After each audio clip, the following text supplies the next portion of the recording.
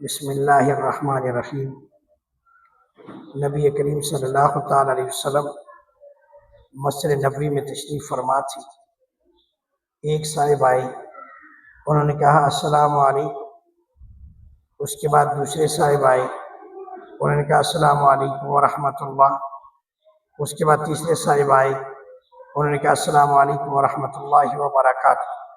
جب تینوں بیٹھ گئے، میرے محبوب پیغمبر محمد رسول اللہ صلی اللہ تعالیٰ علیہ وسلم نے ارشاد فرمایا کہ جو پہلے آئے جنہوں نے کہا السلام علیکم، اللہ تعالیٰ نے اس کے نامہ اعمال میں 10 نیکیوں کا اضافہ فرما دیا، اور جنہوں نے کہا السلام علیکم ورحمۃ اللہ، اللہ تعالیٰ نے اس کے نامہ اعمال میں 20 نیکیوں کا اضافہ فرما دیا، اور جس نے یہ کہا السلام علیکم ورحمۃ اللہ وبرکاتہ، اللہ تعالیٰ نے اس کے نامہ اعمال میں 30 نیکیوں کا اضافہ کر دیا۔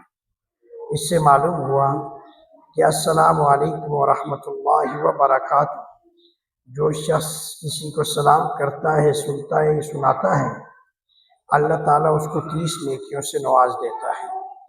لیکن اگلی جو بات ہے کہ السلام علیکم ورحمۃ اللہ وبرکاتہ، سلام یہیں تک ہے، اس سے آگے جو ہم لقب ملا دیتے ہیں، کلیہ جزیہ جو ملاتے ہیں، جنت و حلال و دوزخ و حرام، پتہ نہیں کیا کچھ ملا دیتے ہیں، یہ سارا کا سارا یہ ہماری زبانی کلامی باتیں ہیں، حقیقت کا اس سے کوئی تعلق نہیں ہے۔ میرے محبوب پیغمبر صلی اللہ علیہ وسلم جو اسلام دین لے کر آئے ہیں، اس میں جو السلام علیکم کی جو فضیلت ہے، السلام علیکم کے بارے میں جو حکم ہے وہ یہی ہے، السلام علیکم ورحمۃ اللہ وبرکاتہ۔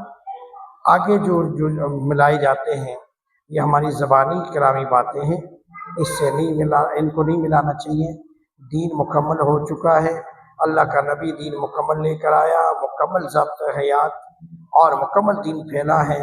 میرے محبوب پیغمبر صلی اللہ علیہ وسلم نے ہر چیز بیان کر دی ہے، اس لیے السلام علیکم ورحمۃ اللہ وبرکاتہ، سلام صرف اور صرف یہیں تک ہے، اس سے اوپر نہیں ہے۔ اللہ ہمارا